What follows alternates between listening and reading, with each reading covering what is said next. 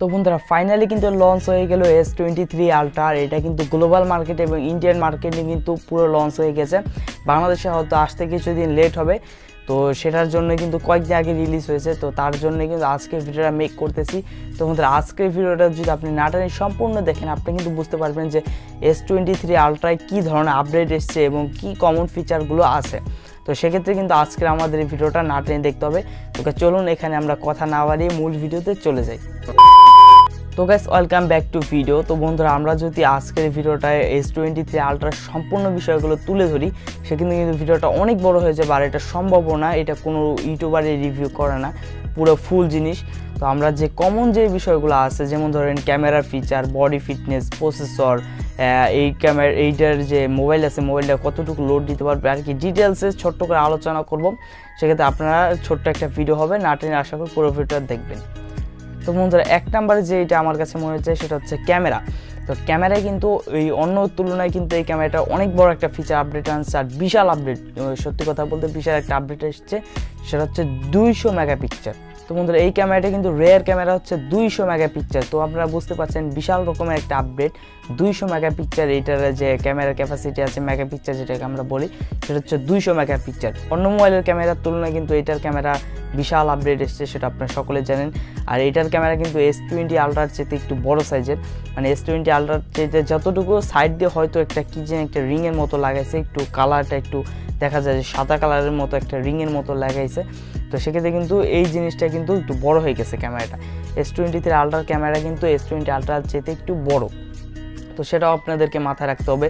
এটার ক্যামেরাও কিন্তু একটু বড় সাইজ আনা হয়েছে। ডিসপ্লে সেকশন রয়েছে 1750 নিটস আর PPI রয়েছে 501।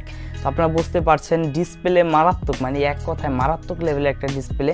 অন্য যেমন আইফোনকেও টেক্কা দিতে পারে এটার ডিসপ্লেটা। আর এটা কিন্তু কার্ভ ডিসপ্লে, মানে কার্ভ, হালকা কার্ভ রয়েছে। যদি আপনারা ভালোভাবে দেখেন তাহলে লক্ষ্য করবেন যে এই মোবাইলটা কিন্তু হালকা একটু কার্ভ ডিসপ্লে রয়েছে। সেখানে কিন্তু ডিসপ্লেটাও রেজলিউশন অনেক ভালো এবং কার্ভ ডিসপ্লে, দুটোটা মিলিয়ে কিন্তু অ্যাভারেজ পারফরমেন্স আপনি ডিসপ্লে থেকে পাবেন। তো আমরা তারপরে যেটা নিয়ে আলোচনা করব সেটা হচ্ছে এর স্কোয়ার শেপ এবং প্রিমিয়াম বডি।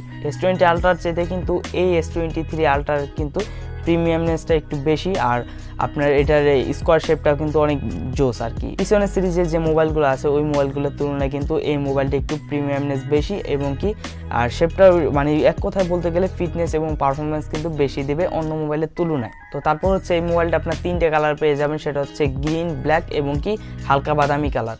তো এই 3টে কালার কিন্তু অ্যাভেলেবেল হয়ে যাবে বাংলাদেশে। তো আপনারা এখন আমাদেরকে প্রশ্ন করতে পারেন যে এই মোবাইলটা বাংলাদেশে কবে আসবে।